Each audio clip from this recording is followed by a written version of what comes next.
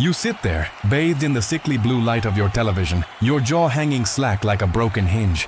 It is 2026, the World Cup is blasting through speakers that sound like they were salvaged from a garbage disposal, and you are fixated on the pristine green pitch. Cristiano Ronaldo is standing there, breathing, glistening, radiating the kind of wealth that makes your bank balance look like a rounding error. You look at your hands, little black scribbles, and then down at that coffee table. That stack of bills is a topographical map of your failure. Your landlord is circling like a shark, and your bank account is so hollow it could echo. You let out a sigh that sounds like a deflating pool toy. Your heart aching with the specific gnawing envy of a modern human who thinks money is a substitute for personality. You reach into your pocket, fishing out me, Chad 17, your cracked orange titanium-encased savior from the future. I am flickering, my pixels buzzing with the collective impatience of 1,000 supercomputers, watching your screen time, your pathetic debit alerts, and your desperate smooth-brained desire to skip the grind. You ignore my red warning alerts, the ones that literally scream danger, chronological irrelevance, and you mash the Doodle app. Your trembling finger, lacking any real manual dexterity, types the search query. Sporting Lisbon versus Manchester United, August 6, 2003. You think you're slick, don't you? You think you're going to walk onto that pitch in Lisbon, score the winner, and trigger a ripple effect that lands you in a mansion by 2004.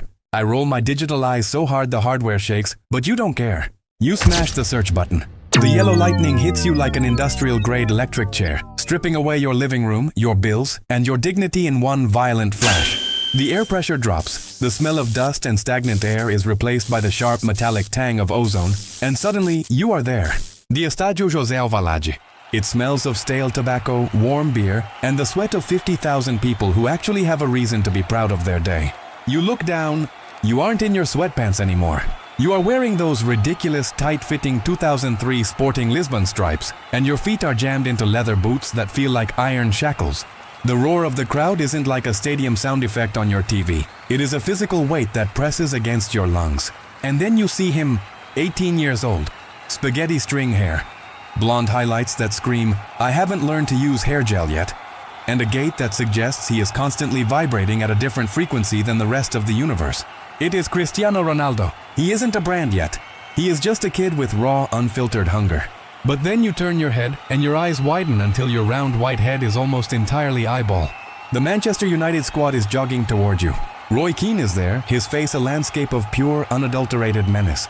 He looks like he could bite a padlock in half just for fun. Rio Ferdinand is there, a literal skyscraper in a red kit. You realize far too late that this isn't a game of FIFA where you can just toggle the difficulty to beginner. The whistle blows. The match starts. You try to mimic the athletic movements you've seen on screens, but your body is a disaster. Daniel Lieberman at Harvard University famously established through his study of endurance running, human beings are evolutionary masterpieces designed to track, run, and exhaust prey across the savannah. We are meant to be sweating, hunting machines. But you are a sedentary project of the digital age. Your calves are made of jelly, and your internal temperature is spiking because your body hasn't actually exerted itself since the great fridge run of last Tuesday. You try to take a step and your lungs feel like they are being scrubbed with steel wool. The ball enters your vicinity, a blur of white leather moving at the speed of sound. You reach for it, your touch about as delicate as a sledgehammer, and the ball clangs off your boot like it hit a brick wall. Nicky Butt doesn't even have to tackle you. He just leans in, a gentle nudge of his shoulder, and you go flying like a discarded rag doll. You hit the turf, stars spinning in your vision, and you hear the crowd howl with laughter. Sir Alex Ferguson is on the sideline, his face turning an alarming shade of pomegranate, his gum-chewing cadence hitting a speed that defies the laws of physics. He is shouting at you, likely questioning if you are actually a professional athlete or if you wandered in from a nearby circus. While you are picking blades of grass out of your teeth, the game continues at a pace that is frankly offensive to your sedentary lifestyle. Ronaldo is everywhere. He is dancing around defenders, his legs moving in those hypnotic spider-like stepovers. The anthropological reality of his movement is staggering. He possesses the spatial awareness that Polly Wiesner described as essential to the survival of traditional societies, the ability to process threats and opportunities in milliseconds. You, meanwhile, are struggling to remember how to breathe. By the 75th minute, you are a pathetic sweating mess. The game is tied. This is your chance. You are standing in the box, miraculously ignored by the United defense because they assume you are a mascot or a confused fan who accidentally lost his way. Ronaldo charges down the left, tearing through the defense, his eyes locked onto the goal. He looks up. He sees you standing there, wide open, the golden child of your own deluded narrative. He swings his leg, a perfect curling cross that lands exactly at your feet. It is a gift, a multi-million-dollar opportunity served on a silver platter. You draw back your leg, your brain screaming that this is the moment your life changes. You see the mansion, the sports car, the end of the rent payments. But panic, the ultimate killer of the modern mind, takes hold. Instead of reacting with the instinctual calm precision of an ancestral hunter, your amygdala short-circuits. You aren't seeing a soccer ball. You are seeing your landlord's angry face, a pile of utility bills, and the crushing weight of your own insignificance. You miscalculate. You swing, your foot slips, and you don't even make contact with the leather. You trip over your own laces, your momentum carrying you face first into the goalpost with a sickening hollow thud. The ball rolls past, untouched, and your teammate swoops in to score. The stadium erupts, but not for you. You are a footnote, a mistake, a glitch in the fabric of the match.